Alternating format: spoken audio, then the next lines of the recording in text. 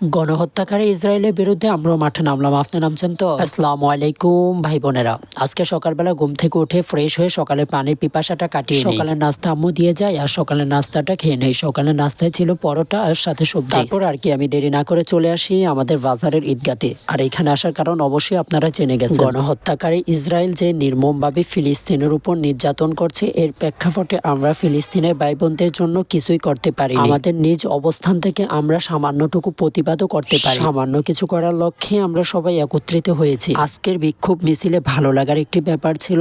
School, college, মাদ্রাসা এবং সকল রাজনীতিবিদ, সকল শ্রেণী পেশার মানুষ আমরা দলমত নির্বিশেষে একই ব্যানারে নেমেছি। ভাই, আপনার নিজ অবস্থান থেকে আপনিও প্রতিবাদ করতে পারেন। আর আজকের মিছিলের মূল উদ্দেশ্য ছিল ইসরায়েলি পণ্যগুলো বয়কট করা। আমি ইসরায়েলি সকল পণ্য বয়কট করছি, আপনি করছেন তো? আজকের সমাবেশটি সমাপ্ত হয় ফিলিস্তিনের ভাই বোনদের জন্য মোনাজাতের মাধ্যমে। ভিডিও এই পর্যন্তই। চ্যানেলটি সাবস্ক্রাইব করে দিয়েন। আল্লাহ হাফেজ।